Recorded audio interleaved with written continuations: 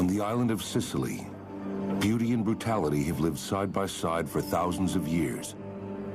It was here in a world of shadows, secrets, and myth that the Mafia was born. The Mafia has no goal other than to enrich itself and to get power. The mafioso is a crude, violent person. Through terror and murder, a small minority held Sicily in its grip. They killed simply everybody who was starting to challenge their authority. Eventually, their influence reached all the way to the highest levels of Italian government and beyond. We're talking about global organized crime.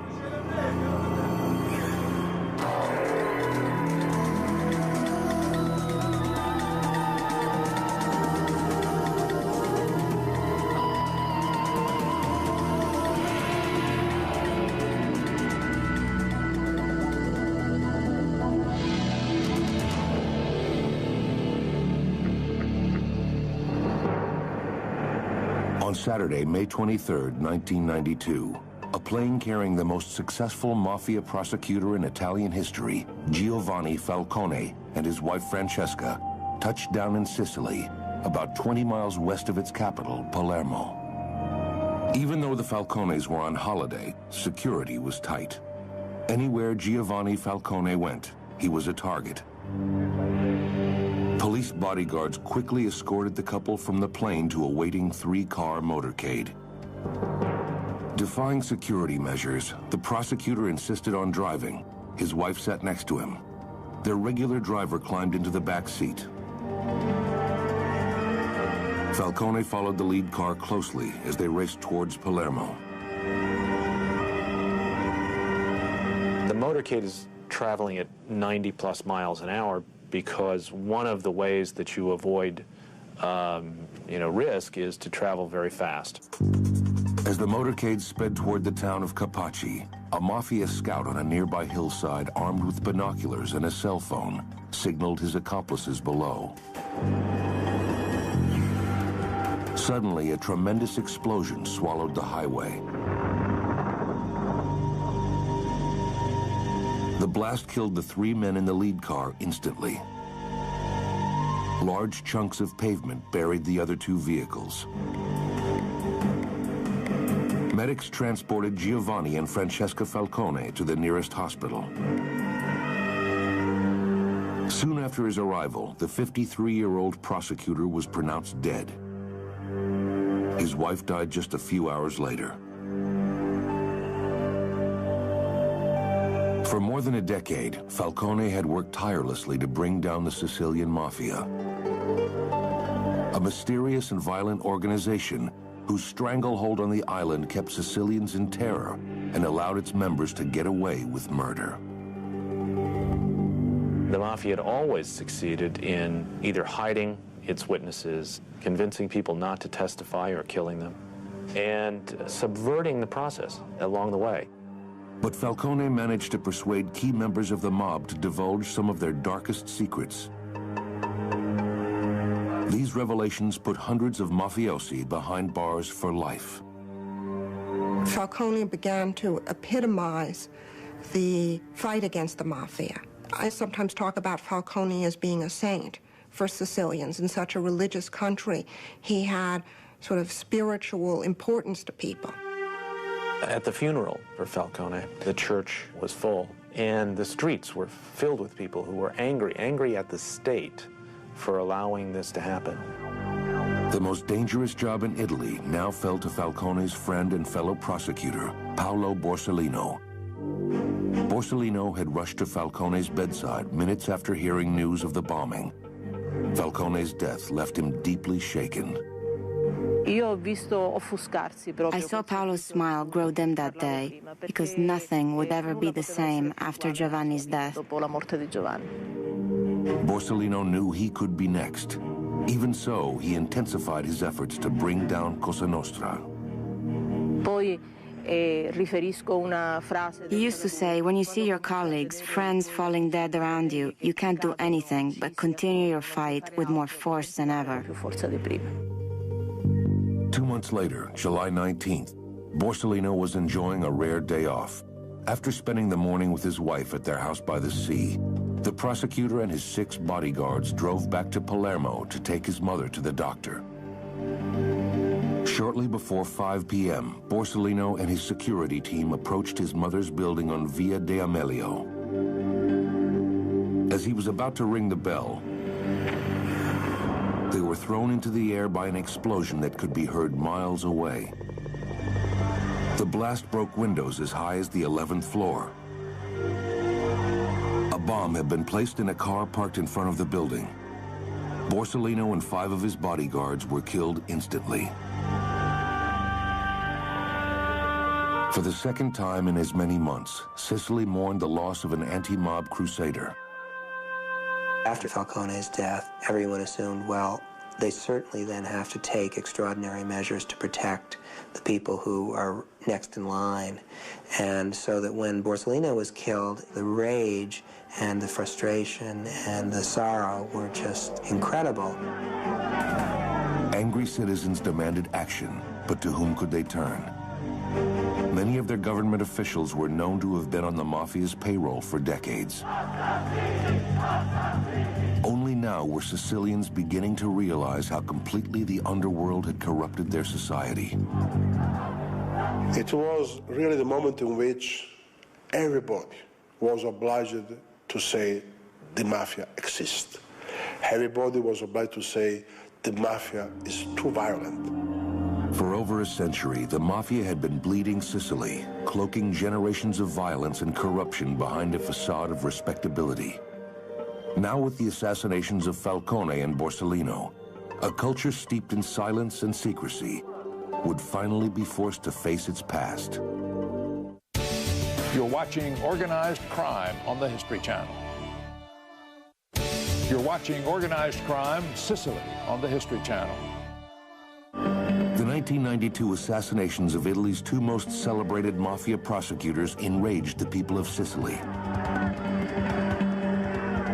To them, the killings symbolized the Mafia's unchecked power and its unlimited capacity for brutality. But breaking the underworld's grip on the island would not be easy. After shaping each other for more than a century, Sicily and the Mafia had become almost inseparable. Even before there was a Mafia, Sicily was no stranger to brutal subjugation. Strategically set in the middle of the Mediterranean, the island was a crossroads for invading armies. The Greeks, the Romans, the Arabs, the Normans, and the Spaniards all forced their will on the Sicilians. Sicily was conquered over and over again throughout its history by various people. This meant that frequently they were governed by distant rulers who cared very little about the lives of local people. In reaction to these occupations, the Sicilian people developed a fierce distrust of authority. Differences were settled without involving the courts or the police. Blood and honor meant everything. In Sicily, the family unit itself was the center of one's life. Not church, not state, but family. So any insult to family, any attack on family had to be responded to, and it was responded to in the form of a vendetta. Sometimes the vendetta between feuding families could actually wind up wiping out both of those families. By the mid-1800s, feudalism in Sicily had started to erode. For the first time, peasant families could own their own land instead of breaking their backs for wealthy landlords. The situation in 19th century Sicily was very similar to what you see in Russia today, of a closed system that suddenly opens up, and then you have a kind of grab for power and a grab for resources that turns into the law of the jungle, essentially. It was during this period of widespread lawlessness that the Sicilian Mafia started to emerge. Men who had gained power overseeing the estates of absentee landlords began muscling in on land and business deals. They used the threat of violence to ensure their cut of the action. In the absence of any legitimate government, the influence of these new local bosses filled the vacuum. They were the ones who enforced the laws, who helped enforce contracts. If you bought a horse then, you brought in a mafioso to help check the teeth, to check the animal and make sure that he was a good animal. They'd help certify the transactions. The capo mafioso, the head of each mafia family, was called a man of respect or a man of honor. Everything happened in the economy, in society, in culture, even in religion, was controlled by this man of honor. For example, the individual who impregnates your daughter, the mafioso, in fact, can insist that this individual marry the young lady, and his decisions aren't appealable. When he says that the marriage must take place, there will either be a marriage or there'll be a funeral. During the early 1900s, a capo named Don Vito Cascioferro epitomized the status these so-called men of honor had attained. Don Vito got rich from cattle rustling and collecting protection money. Most farmers and businessmen readily paid Don Vito out of respect for his authority and fear of retaliation. Such fear was warranted. Those who refused payment faced a death sentence to be carried out by an assassin armed with the mafia's weapon of choice, the shotgun. No one, not even victims or their relatives, dared report what they saw. To squeal meant certain death. As a result, the mafia could carry out its criminal activities with the silent complicity of the Sicilian people. Il siciliano in particolare è diventato schiavo. The Sicilian became a slave, suffered the effect of fear, and preferred to remain silent, even in the face of atrocities that should have led them to shout. By 1910, the violent crime rate was 10 times higher in Sicily than in the rest of Italy. Murder was commonplace, and witnesses knew better than to help the authorities. Yet even as they terrorized the masses, mafia bosses like Don Vito held a certain appeal. There was no shortage of peasant boys who longed to become men of honor. So capos were able to extend their power by expanding their mob families. Young men who exhibited an knack for violence were handpicked and given assignments. Murder was typically their final test, a prerequisite to becoming a full-fledged member of the mafia. Each recruit was initiated in a secret ceremony steeped in Catholic symbolism. The ritual consisted of an oath of silence known as omertà, sealed with blood pricked from the initiate's finger, then smeared onto the image of a saint. And they burn a saint card in their hands, and they say, I will burn like this if I betray the organization. This dedication to secrecy, coupled with the threat of violence, allowed the Sicilian underworld to tighten its grip on the island's economy. Even though members of the mafia were just a small fraction of the population, they managed to control most business transactions, shaking down farmers, fishermen, and shopkeepers. The poverty and terror this created forced many Sicilians to abandon their homeland. In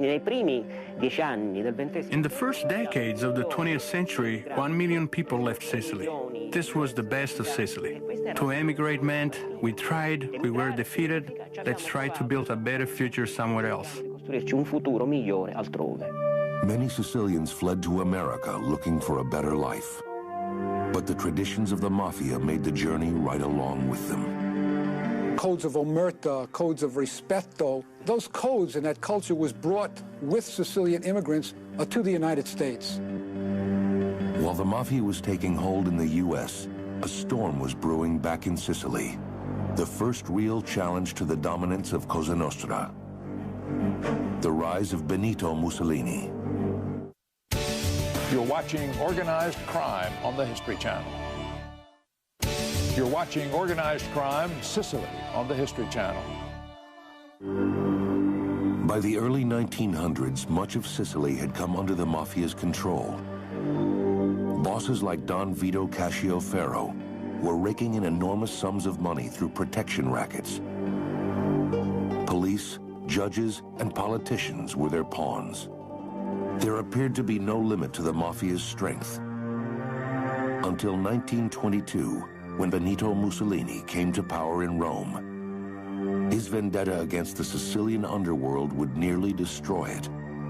But an accident of history would see the Mafia emerge from World War II more entrenched and more violent than ever. In 1924, Mussolini embarked on a tour of Sicily. Among his many stops, he visited the village of Piana de Greci, whose mayor was also the local mafia boss. When the Don saw Mussolini's sizable police escort, he reportedly said, "You're with me, so there's nothing to worry about." Mussolini refused to discharge his security guards. The mafioso, offended by this affront, decided to get even. When Mussolini arrives to give his speech, instead of the adoring crowds that he had experienced in other parts of Italy, all he found was a couple of cripples and a beggar in front of him. And it was quite obvious that the capo mafioso, in fact, had given the order that no one was to show up for Mussolini's speech, indicating, of course, that he was, in fact, more powerful than Il Duce of Italy. He could not stand the existence in Sicily of an alternative, different power. Mussolini gave Rome's chief of police, Cesare Mori, the job of ridding Sicily of the mafia. He ordered Mori to use any means necessary. He and his men would surround an entire village. They'd have a list of suspects where they'd take the family hostage until they finally produced the guy they were looking for. He uses the kind of violence that the mafia used against the mafia. He repressed the mafia drastically and was successful in putting a lot of members in jail and executing a lot of members. The Sicilian Mafia was crippled from the mid-1920s until World War II. But when the Allies invaded Sicily in 1943, they released hundreds of mobsters from jail, mistaking them for political prisoners. The Allied military commanders did not understand the concept of mafia, so all of a sudden they were appointing mafiosi, particularly capo mafiosi, as mayors, as heads of the various forms of government.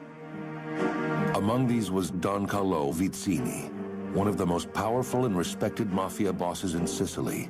The United States Army appointed him mayor of the village of Ville Alba. After the war, Don Carlo was approached by one of Italy's leading political parties, the Christian Democrats.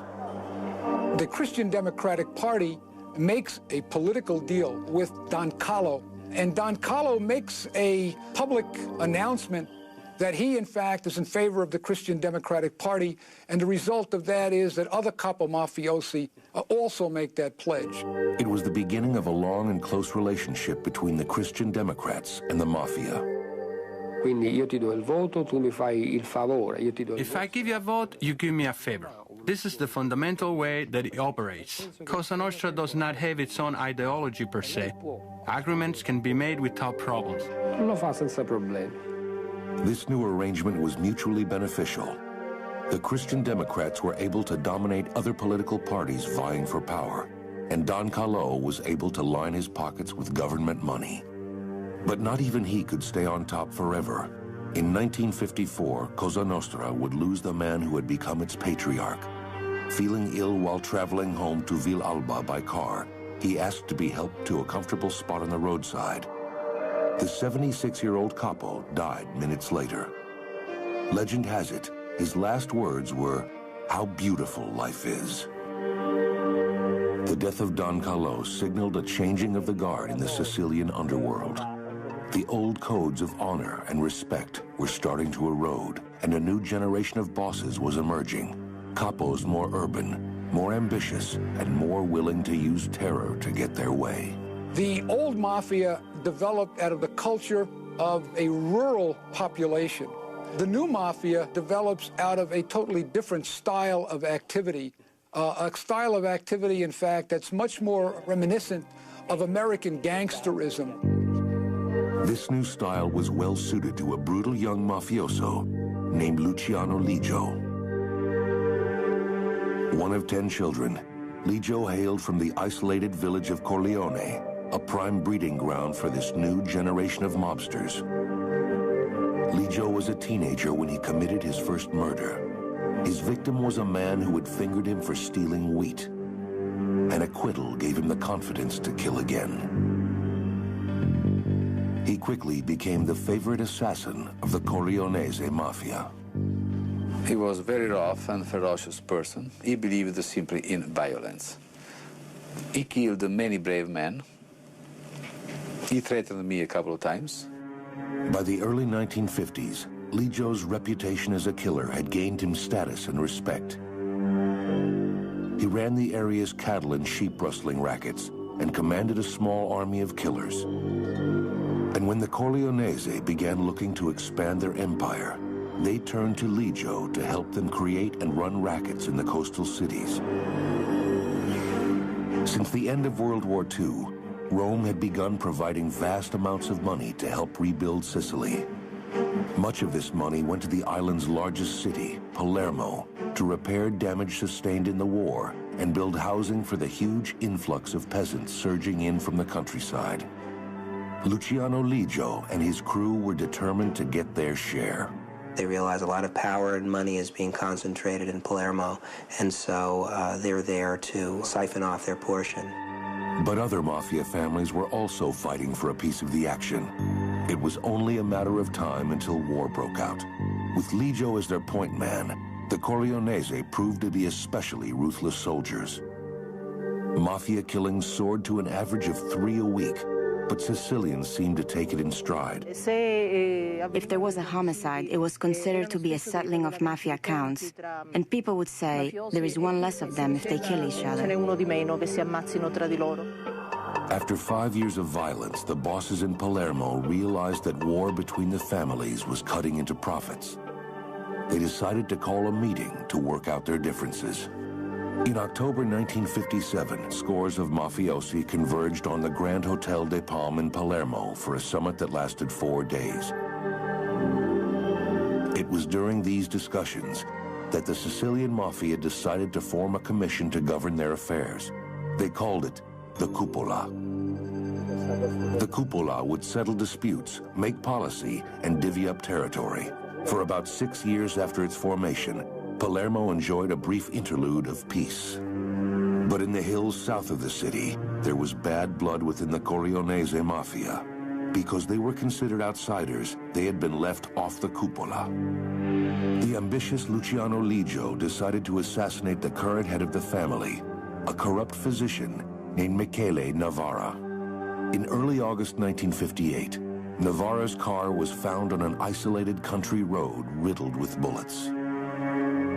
Luciano Ligio had murdered his way to the top of the Corleone family.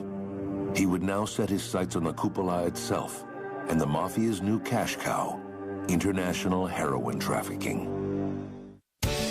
You're watching Organized Crime on the History Channel. You're watching Organized Crime, Sicily on the History Channel. In the early 1960s, the Sicilian mafia moved into a lucrative new racket, international drug trafficking. Mob bosses oversaw a vast heroin network, processing raw morphine base from opium poppies harvested in Iran and Afghanistan, then smuggling it across Turkey. The Sicilians would then bring that morphine base to Sicily, where in hidden labs, it would be refined and shipped to trusted people in the United States. The profits that came pouring in were enough to satisfy everyone for a while. But when war between the families finally erupted, the carnage would be unlike anything Sicily had ever seen. At first, much of the Sicilian drug trade was controlled by the shrewd boss of the Cinisi family, Gaetano Badalamenti. Gaetano Badalamenti was one of my husband's friends. I told my husband that outside of the home he could do anything he liked, but in my own house he was not allowed to receive his mafia friends.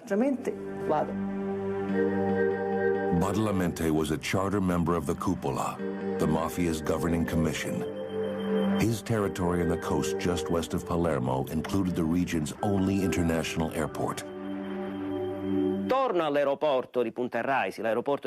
the airport, we see the birth of several drug laboratories producing heroin to be shipped later by plane to the United States.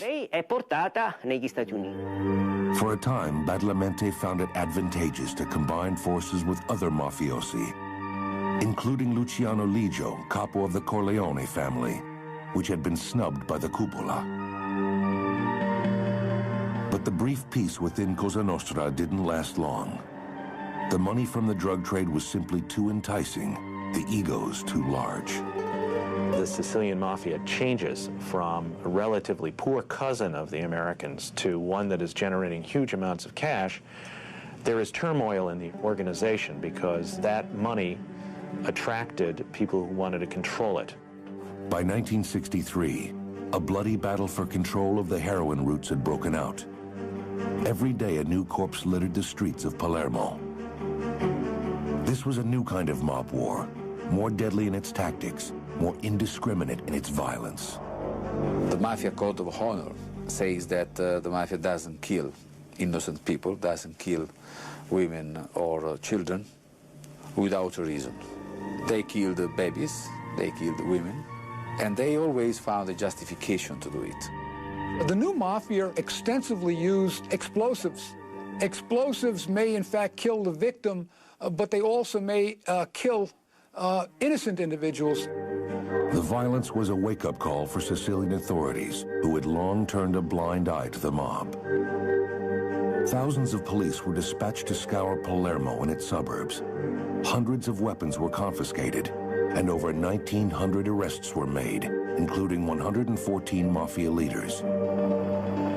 With the blessing of the American mob, some Sicilian gangsters moved their operations to the U.S., using pizza parlors as fronts for heroin trafficking.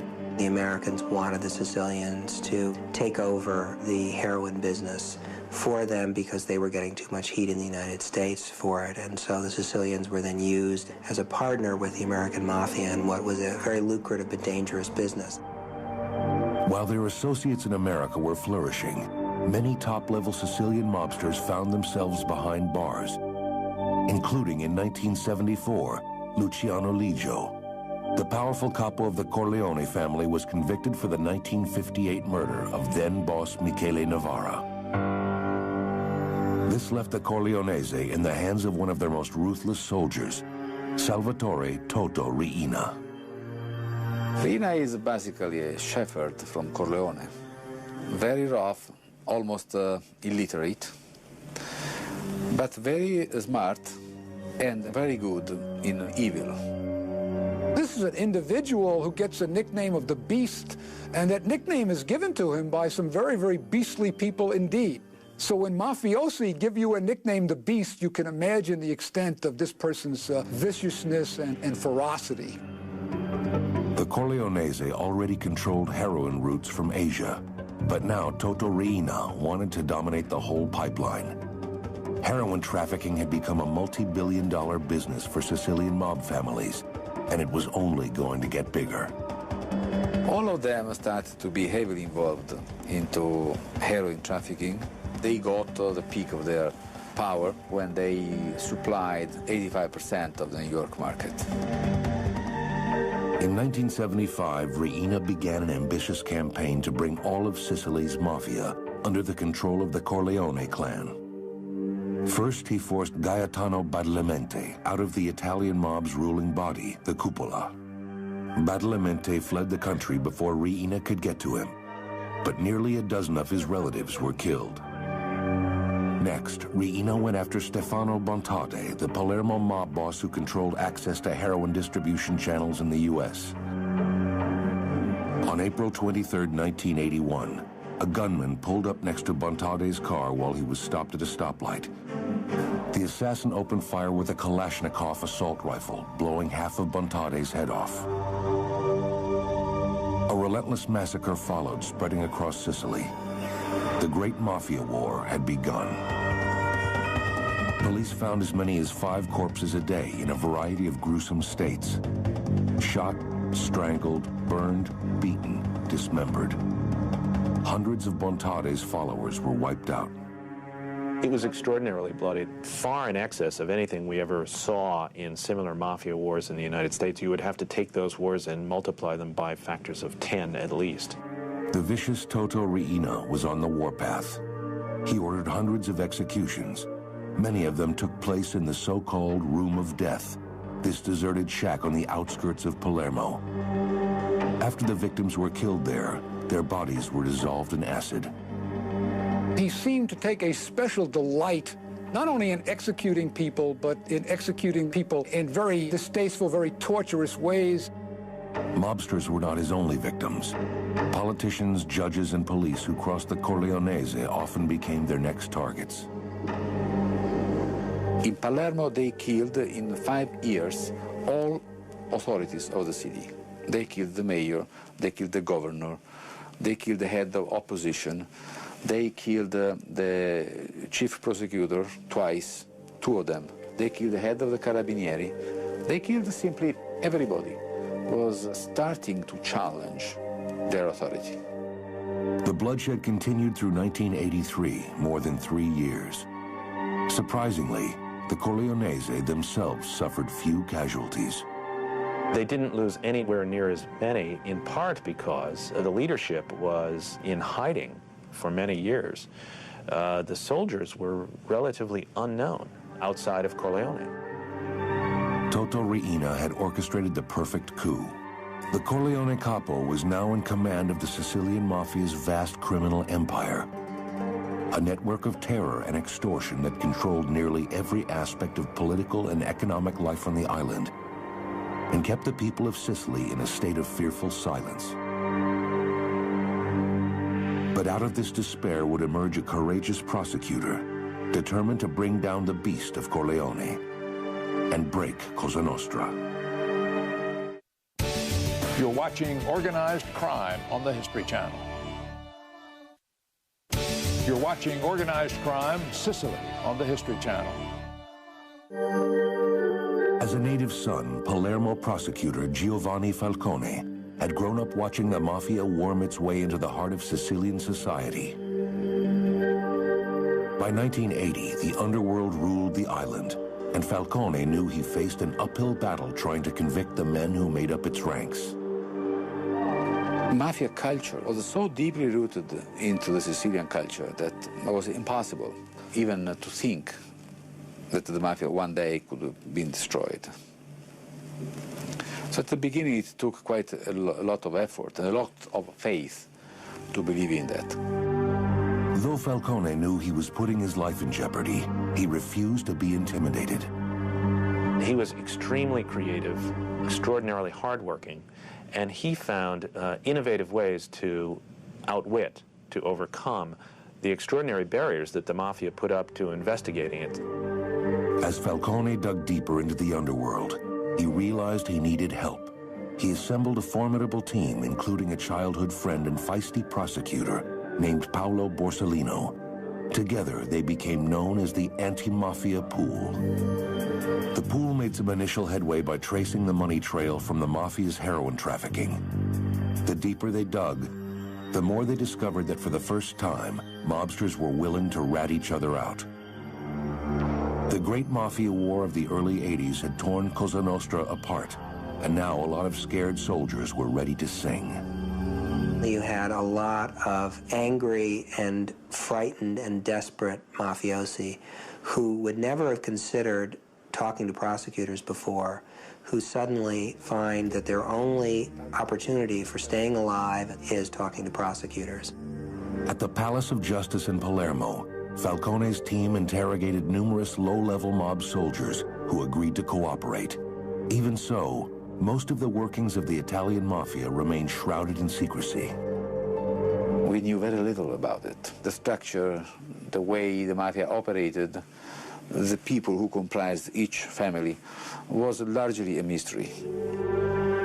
Then in October 1983, a breakthrough. A high-ranking mafioso named Tommaso Buscetta was arrested in Brazil and charged with drug trafficking. He was known as the boss of two worlds because he allegedly ran heroin rings in both the U.S. and South America. Buscetta was a very interesting man. He spoke several languages, was well-educated, and certainly could have engaged in any legitimate activity that he wanted to. The Great Mafia War had taken its toll on Buscetta's family. The Corleonese Mafia killed several of his relatives, killed his brother, killed his son, killed his nephew. After a certain point, you start to ask yourself, what am I being loyal to? Falcone arranged for Buscetta to be extradited back to Italy.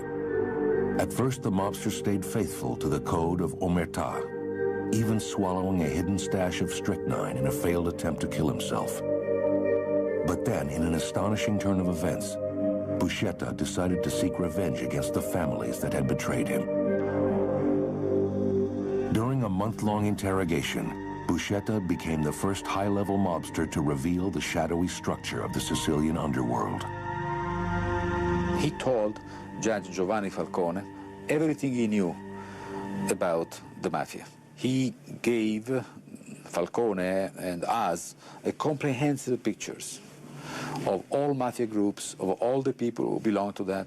The two of them forged a sort of alliance and accomplished what had never been accomplished before and what a lot of people regarded as a miracle.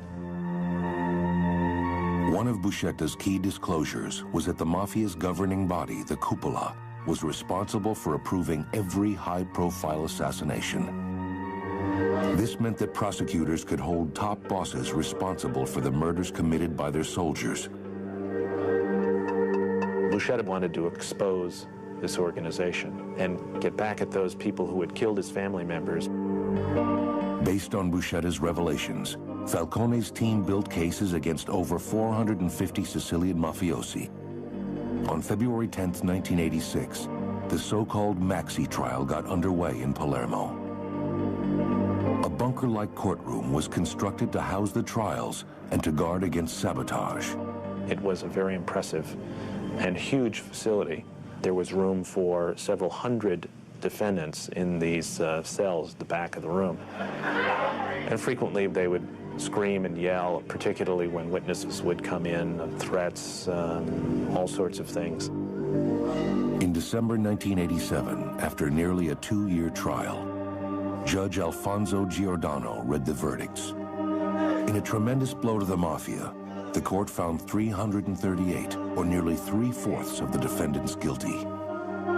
Combined, their sentences totaled more than 2,500 years, including life sentences for 19 high-ranking bosses. One of these was the bloodthirsty capo of the Corleonese, Toto Riina, who was convicted in absentia since authorities had been unable to track him down. The case was, in fact, a resounding victory, and the fact that there were about 100 not guilty verdicts was also important because it showed that the court was able to discriminate between cases in which there was strong evidence and cases in which they were not. In a short time, they changed a system that continued to deny the very existence of the mafia through the 80s to a society which not only accepted the mafia, but knew its structure, believed its structure, and identified it as a criminal organization. The anti-mafia pool had done the impossible. But as they would quickly discover, even that wasn't enough. The mob's notorious grip on the upper ranks of Italian politics remained powerful. And now Falcone's campaign against Cosa Nostra was in jeopardy. The mafia had found a way to make it difficult, if not impossible, for him to continue his work. First, Falcone was passed over for a promotion. Then the anti-mafia pool was dismantled by the Italian government. It seemed to some that the heroic prosecutor was ready to give up his crusade. He went to work for the Ministry of Justice in Rome for a government that appeared not to be supporting mafia prosecutions very vigorously, and a lot of his magistrate friends criticized him for doing that. But Falcone wasn't finished. He used his new government post to reinvigorate Italy's battle against the mob. He fought for anti-mafia policies, like the creation of a witness protection program. But then in May 1992, just as he was starting to make progress, he and his wife took the fateful trip to Palermo that ended their lives. Falcone's assassination shocked not just Sicilians, but all of Italy. His crusade had made him a national hero. Shortly after Falcone's death, the best young people wanted to become judges because of the image he had set for the profession. This can only be compared to something like the assassination of Bobby Kennedy or Martin Luther King or John Kennedy in this country. Falcone was not a fatalist, but I know that he believed that he would not survive. And got further than I think he expected, and not as far as he should have. Less than 2 months later, his friend Paolo Borsellino was also killed by the Mafia. The mob had declared war on all who dared cross them, but this time they had gone too far. Sicilians who had for decades looked the other way now demanded action. People filled the streets, almost without thinking about the fact that their numbers were so large. In that moment, the people of Palermo saw that they were more numerous than the Mafia. The whole public outrage over the killings of Falcone and Borsellino stimulated the government to pass a lot of anti-mafia measures that had been pending before Parliament for a long time. In July 1992, Italian Prime Minister Giuliano Amato sent 7,000 army troops into Sicily. The troops that were sent to Palermo were there to essentially replace the police from their day-to-day activities so that they could be organized and really begin to have an impact in Palermo. The army presence freed Sicilian law enforcement to work exclusively on rounding up fugitive mafiosi. The cops of Palermo, who had often been the victims of Cosa Nostra violence, went to work with a vengeance. On January 15th, 1993, Toto Reina was arrested as he was riding unarmed in a car through downtown Palermo. The Beast of Corleone would now begin serving his life sentence. In 1998, the government finally withdrew its troops from Sicily. The war on the Mafia, they declared, had been won. We can say that the Sicilian Mafia is out of business. The organization has been beheaded, and the people in Sicily, in Palermo, and everywhere can speak freely against the Mafia.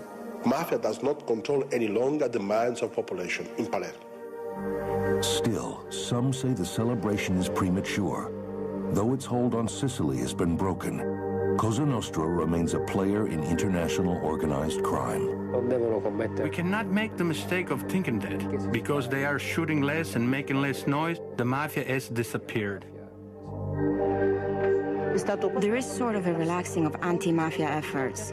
Many have been led to think that we have won, but it's not true. We can't stop now, because it would mean that we've lost all that others fought so hard to gain.